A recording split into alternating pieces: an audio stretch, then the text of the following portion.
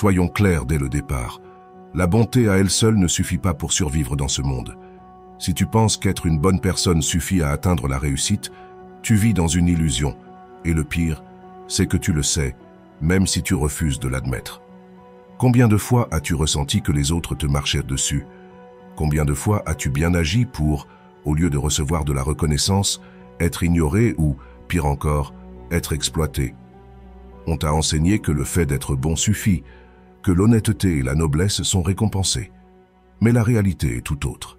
Le monde ne récompense pas la bonté, il récompense ceux qui savent manœuvrer leurs cartes avec brio. Et c'est là qu'intervient Machiavel. Machiavel comprenait quelque chose que la plupart des gens ignorent.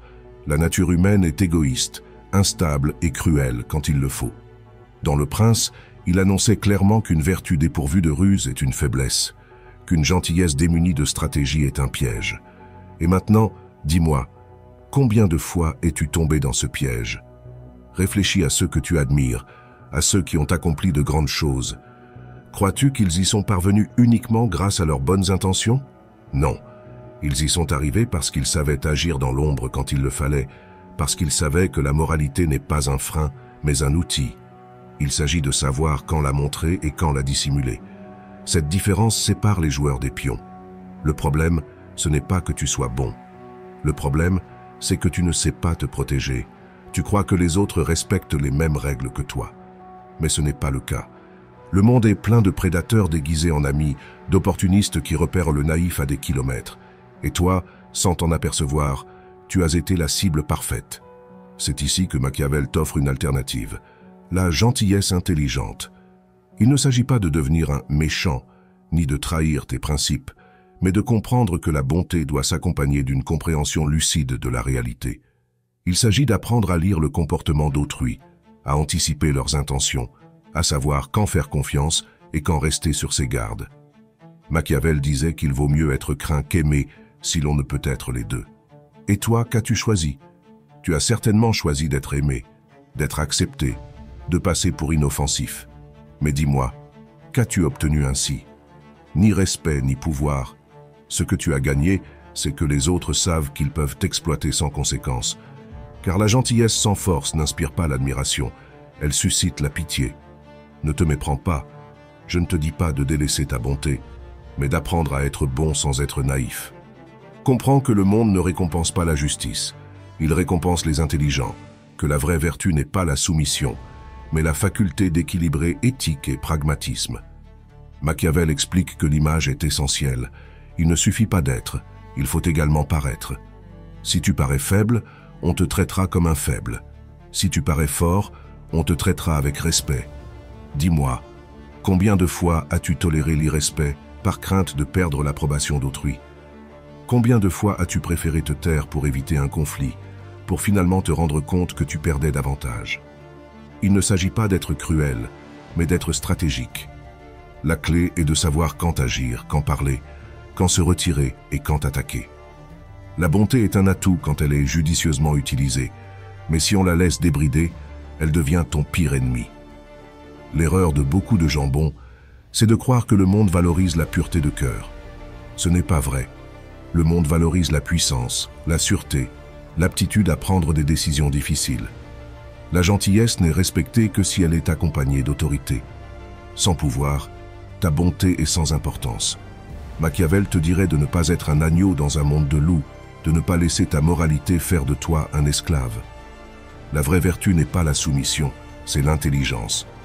Il ne s'agit pas de s'adapter passivement, mais de modeler l'environnement à son avantage. Réfléchis-y. Vas-tu continuer à laisser le monde te piétiner? Vas-tu continuer à être la victime de ta propre naïveté? Je ne te dis pas de cesser d'être bon. Je te dis de l'être d'une façon qui te serve. Apprends à manœuvrer dans l'ombre si nécessaire. Sache quand sourire et quand montrer les dents. Car le monde n'est pas juste. Mais tu peux jouer selon ses vraies règles et rester fidèle à toi-même. Machiavel n'a pas écrit Le Prince pour t'enseigner le mal. Il l'a écrit pour t'enseigner à survivre. Maintenant, dis-moi, vas-tu maintenir l'illusion selon laquelle la gentillesse suffit? Ou vas-tu commencer à appliquer une intelligence réelle? Nous voilà à un concept que peu comprennent, l'importance de la perception du pouvoir. Il ne suffit pas d'être fort, il faut le paraître.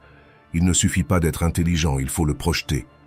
Dans ce monde, la réalité importe moins que ce que les autres perçoivent de toi. Réfléchis.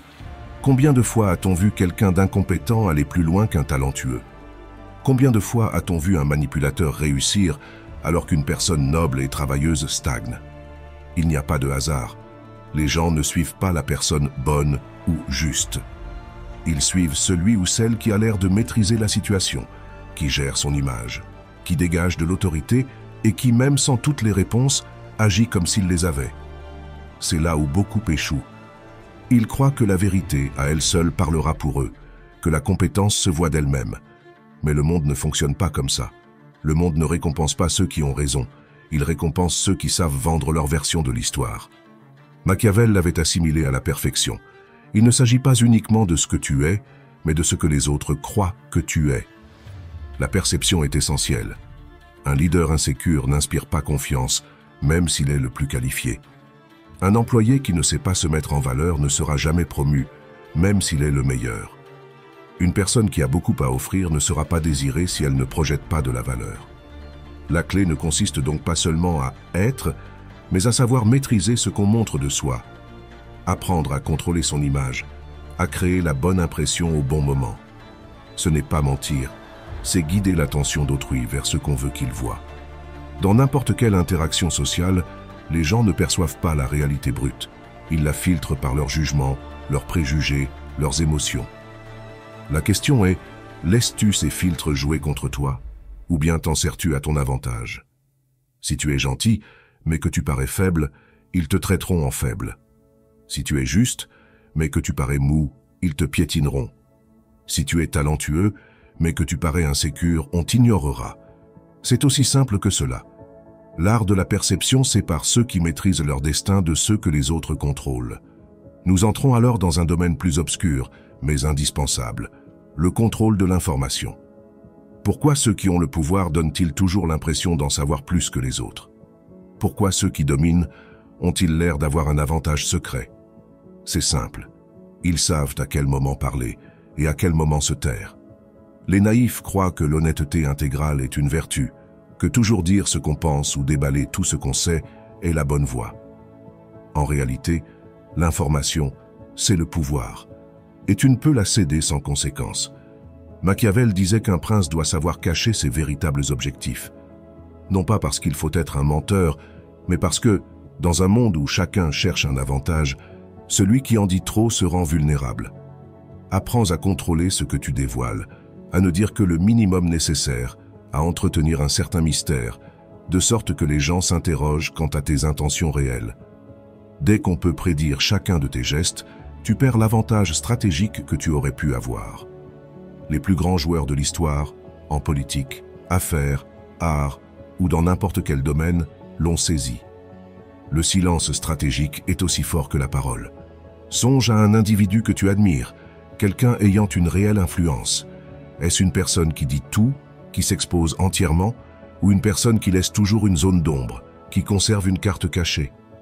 Le problème, c'est que beaucoup confondent transparence et faiblesse, imaginant qu'en ne disant pas tout, ils sont malhonnêtes. Or, il ne s'agit pas de tromper, il s'agit de gérer le flux d'informations à ton profit. Combien de fois as-tu parlé trop vite, au point de t'en mordre les doigts? Combien de fois as-tu fait confiance à la mauvaise personne en lui confiant un secret finalement retourné contre toi? Combien de fois t'es-tu justifié auprès de gens qui ne le méritaient même pas? Le pouvoir n'est pas de parler plus, mais de savoir quand parler et quand se taire. Voici la grande leçon que presque personne n'applique. Celui qui parle le moins, celui qui se justifie le moins, suscite le plus de respect. Pourquoi? Parce que le silence engendre l'incertitude, l'incertitude éveille la curiosité, et la curiosité confère du pouvoir. Si tu débites toujours tes pensées et tes émotions sans filtre, les gens cesseront de s'intéresser. Si tu donnes constamment des explications, ils supposeront que tu as besoin de te légitimer. Mais si tu ne parles que lorsque c'est nécessaire, si tu choisis tes mots avec soin et laisses une marge d'interprétation, ils prêteront enfin une oreille attentive. Nous abordons un autre concept clé, l'art de l'imprévisibilité. Les gens prévisibles sont faciles à manipuler. Si tu réagis toujours de la même manière, si tes émotions et décisions sont systématiquement identiques, On peut t'anticiper et t'exploiter. Mais quand tu es imprévisible, que personne n'est certain de ton prochain coup, tu deviens redoutable. Et face à un danger, on te respecte. Machiavel l'avait saisi mieux que quiconque. Un dirigeant qu'on peut lire comme un livre ouvert est un dirigeant faible. Mais celui qui préserve un soupçon de mystère, qui varie selon les circonstances, qui refuse qu'on lui colle une étiquette, voilà celui qui demeure au pouvoir. Voici la question. Veux-tu demeurer un livre grand ouvert que tout le monde peut lire, manipuler ou utiliser? Ou veux-tu te muer en stratège, maîtriser ton image, tes informations, ton imprévisibilité pour servir tes propres intérêts? Car la bonté sans stratégie n'est qu'un appel à se faire dévorer. Le monde ne change pas ses règles pour toi, alors apprends à jouer selon les vraies règles, pas selon celles qu'on t'a inculquées. Si tu appliques ces principes, enfin, tu cesseras d'être la victime du système pour devenir l'un des rares qui le domine. Nous arrivons à une notion intéressante, l'art de la distance stratégique. Beaucoup pensent que la clé du pouvoir est la présence constante, être omniprésent, se faire remarquer à tout instant. En réalité, c'est le contraire. Celui qui se rend trop disponible perd sa valeur. La rareté stimule la convoitise, l'absence crée l'impact. Réfléchis. Pourquoi certains attirent-ils davantage de respect rien qu'en apparaissant, alors que d'autres, malgré tous leurs efforts, n'imposent pas l'autorité? La différence tient à la perception de leur valeur. Machiavel disait qu'un prince devait éviter d'être trop accessible, non pas par mépris du peuple, mais parce qu'un excès de familiarité détruit le respect. Lorsque tu es toujours là, toujours dans la générosité, on finit par considérer ta présence, ton dévouement et ta bienveillance comme acquises. Cela dépasse la politique. C'est valable pour les relations humaines, le travail, la vie en général. Quand tu donnes trop, tu deviens interchangeable. Quand tu es toujours à disposition, tu n'es plus une personne de valeur, mais une ressource. Songe au nombre de fois où tu as tout donné pour quelqu'un avant qu'il ne se soucie plus du tout de toi. Combien de fois as-tu soutenu tout le monde et lorsque tu avais besoin d'aide, personne n'était là? Ce n'est pas une coïncidence. La nature humaine. Ce qui est abondant est déprécié, ce qui est rare est apprécié. C'est pourquoi tu dois apprendre à gérer ta présence, à doser ton attention, à contrôler la perception de ta disponibilité. Ne réponds pas toujours immédiatement. Ne sois pas accessible à tous à chaque instant. Fais sentir ton absence. Donne un poids à ta présence. Quand tu apprends à disparaître au moment adéquat, à rationner ton énergie, alors ce sont les autres qui commencent à te chercher. Le problème, c'est que la plupart ont peur de disparaître. Ils craignent que s'ils s'éloignent, ils seront oubliés. Mais voici la vérité brute. Si ta seule façon d'être rappelé, c'est d'être en permanence là, alors ta valeur n'a jamais été réelle. Ceux qui marquent les esprits ne sont pas ceux qui crient le plus fort, mais ceux qui savent la puissance du silence, ceux qui savent quand se retirer et quand revenir. Observe n'importe quelle grande figure de l'histoire. Les véritables maîtres ne sont pas partout. Ils ne s'épuisent pas dans toutes les batailles. Ils apparaissent quand ça compte, et à leur arrivée, tous les regardent. Nous atteignons un autre point essentiel, le contrôle émotionnel comme instrument de pouvoir. Voilà où la plupart faillent. Les gens s'imaginent que la domination passe par la force, l'agressivité, la voix tonitruante et le poing sur la table. Mais la vraie maîtrise, que Machiavel avait parfaitement comprise, réside dans le contrôle total de tes émotions. Celui qui perd son sang-froid, qui réagit impulsivement, se laisse porter par la colère ou l'anxiété, devient prévisible, manipulable et faible.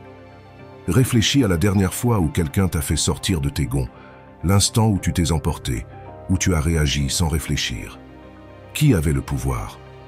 Pas toi, mais la personne qui t'a déséquilibré, qui t'a provoqué, car celui qui prend possession de tes émotions détient tes actes. Voilà la clé. Celui qu'on ne peut provoquer, qui garde son centre, quoi qu'il arrive, est celui qui détient la véritable force. Peu importe qu'il s'agisse d'une dispute, d'une négociation, d'une relation, ou de n'importe quelle interaction, celui qui demeure maître de ses émotions l'emporte invariablement. Celui qui contrôle ses émotions contrôle l'image que les autres ont de lui.